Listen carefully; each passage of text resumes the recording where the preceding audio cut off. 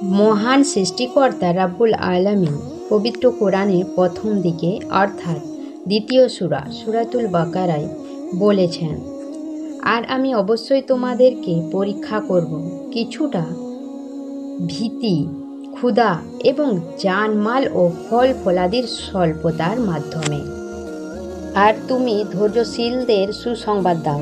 আয়াতটিতে আল্লাহ তাআলা খুব গুরুত্বের সাথে খুব জোর দিয়ে বলেছেন, আমি অবশ্যই তোমাদেরকে পরীক্ষা করব। অর্থাৎ তিনি আমাদের পরীক্ষা অবশ্যই নেবেন, কিন্তু কি দিয়ে পরীক্ষা করবেন চলুন জেনে নিই। নম্বর 1 হলো ভয়।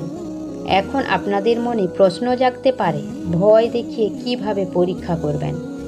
যেমন ধরুন, আপনি আপনার ইনকাম নিয়ে চিন্তিত, আপনার বিয়ে নিয়ে চিন্তিত, আপনার পরিবার নিয়ে, আপনার অসুস্থতা নিয়ে চিন্তিত, আপনার সম্পদ নিয়ে চিন্তিত, আপনার খাদ্যর যোগান নিয়ে চিন্তিত ইত্যাদি আরও নানান ধরনের চিন্তায় আপনি ভীত, আপনি দিশেহারা। আর এগুলো আপনার ইমানি পরীক্ষারই অংশ।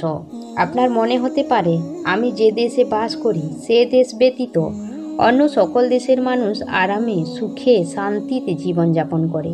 কিন্তু বাস্তবতা হচ্ছে, পৃথিবীতে এমন কোনো দেশ নেই যে দেশে মানুষ চিন্তিত, সমস্যাহীন, উদ্বিগ্ন ছাড়া জীবনযাপন করে। দেখা যায় সবচেয়ে উন্নত রাষ্ট্রগুলোই সবচেয়ে ভয়ানক চ্যালেঞ্জ এর মুখোমুখি হয় এবং তা হর হামেশাই। কিন্তু আমাদের এত কিসের ভীতি, কিসের এত উদ্বিগ্নতা?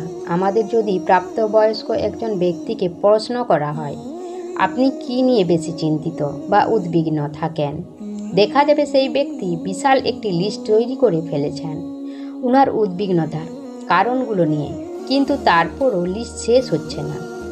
ব্যক্তিটিকে যদি আবার প্রশ্ন করা হয়, আপনি কতদিন যাবৎ এই উদ্বিগ্নতা, এই চিন্তা, ভীতি নিয়ে জীবনযাপন করছেন, আমি নিশ্চিত ব্যক্তিটি বলবেন 20 থেকে 30 বছর হলো। এত চিন্তার, উদ্বিগ্নতা নিয়ে এত দীর্ঘ সময় আপনি কিভাবে অতিবাহিত করলেন? কে আপনাকে দেখে রেখেছেন এই সময়টাতে?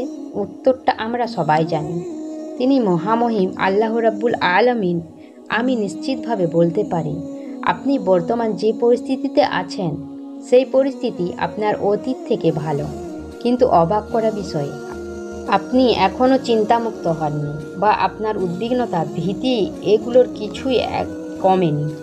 যখন আপনার কিছু ছিল না তখনও আপনি উদ্বিগ্ন ছিলেন, এখন আপনার অনেক কিছু আছে কিন্তু এখনও আপনি আগের থেকেও বেশি উদ্বিগ্ন, বেশি চিন্তিত। কিন্তু কেন? কারণ আমরা আল্লাহ তাআলার উপর ভরসা করি না, ওনার উপর নির্ভর করে আমাদের জীবন পরিচালনা করি না। আর এখানেই সমস্যা। আল্লাহ তাআলার উপর ভরসা করুন। পবিত্র কোরআনে বর্ণিত রয়েছে, চিন্তা করো না, আল্লাহ আমাদের সঙ্গেই আছেন। এছাড়াও আল্লাহ রাব্বুল আলামিন আরও বলেছেন, তোমরা ভয় করো না, আমি তো তোমাদের সাথেই আছি, আমি সব কিছু শুনি ও লক্ষ্য করি। তো এত কিসের চিন্তা আমাদের, যেখানে স্বয়ং আল্লাহ তাআলা বলেছেন উনি আমাদের সাথেই আছেন? আল্লাহর প্রতি বিশ্বাস রাখুন আর আগে বাড়ুন। মনে রাখবেন, জীবনের প্রতি পদক্ষেপে আমাদের যে ইমানি পরীক্ষার মুখোমুখি হতে হবে, সেগুলো আল্লাহ তাআলার নিকটবর্তী হওয়ারই পথ।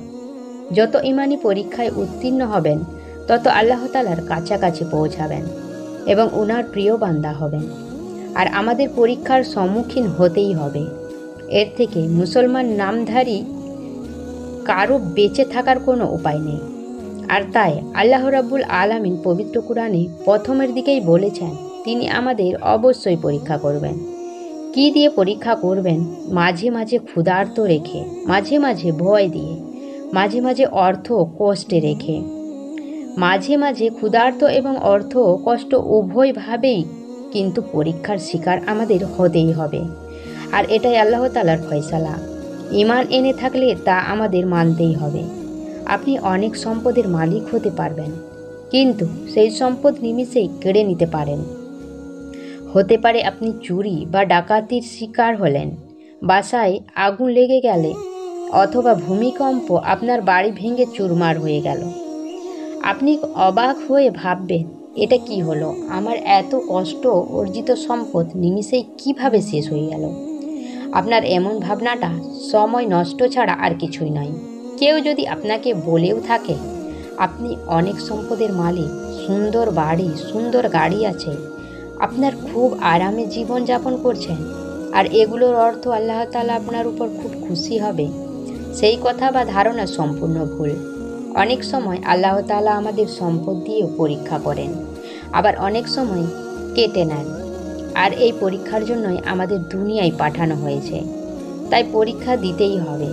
আপনি যত বড় বিপদে থাকেন না কেন, আপনার থেকেও বড় বিপদে কেউ না কেউ অবশ্যই আছে।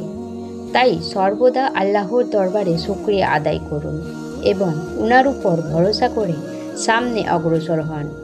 আল্লাহ রাব্বুল আলামিন আমাদের সকলকে ঈমানি পরীক্ষায় উত্তীর্ণ হওয়ার তৌফিক দান করুন। আমিন। ভিডিওটি ভালো লাগলে অবশ্যই একটি লাইক, কমেন্ট এবং শেয়ার করতে ভুলবেন না।